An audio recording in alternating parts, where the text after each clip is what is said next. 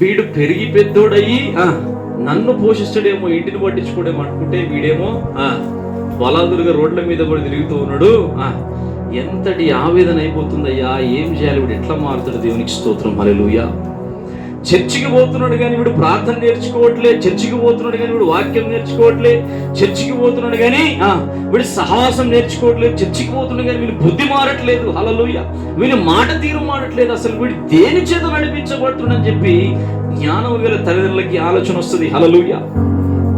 వాని బలము, వాని శక్తి, వాని సామర్థ్యం కావాలా, వాడు పరిశుద్ధపరచబడడం వద్దు, వాడు మంచిగా అయిపోయి వాడి తల్లిదండ్రులకి మేలుకరంగా మార్చబడడం అనేది ఉండదు. దేవునికి స్తోత్రం, హల్లెలూయా. వాడు అట్లా మార్చబడి తిరిగి ఇంటికి వెళ్ళిపోతాడు, వాని జ్ఞానం వస్తుంది, నీ దగ్గర ఉండడు. ఆమేన్. ఆ విధంగా స్వార్థపూరితంగా ఆలోచించి చాలా మంది అట్లున్నారు సంఘములు. దేవునికి స్తోత్రం.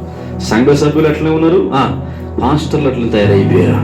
ఇదంతా ఏంటి అని అంటే సాతాను యొక్క కుయుక్తి, హల్లెలూయా. వాని యొక్క తంత్రం. దేవునికి స్తోత్రం, హల్లెలూయా. యేసు నామానికి మహిమ కలుగును గాక. ఆరాధన ఎందుకు చేయాలి, పాటలు ఎందుకు పాడాలి అంటే మన హృదయం కదిలించబడి మెత్తన చేయబడాలి. మన హృదయం కదిలించబడి మెత్తన చేయబడాలి. చప్పట్లు ఎందుకు కొట్టాలా? మన హృదయం కదిలించబడడానికి చప్పట్లు కొట్టాలి, హల్లెలూయా. నోరాడిస్తాం, చేయలాడిస్తాం, కానీ హృదయం మాత్రం అట్లనే ఉంటది, రాయిలాగా. ఆమేన్. వాక్యంలో ప్రభు ఏం చెప్తున్నాడు? నేను మీకు మెత్తటి మాంసపు హృదయము దయచేసేదను, హల్లెలూయా.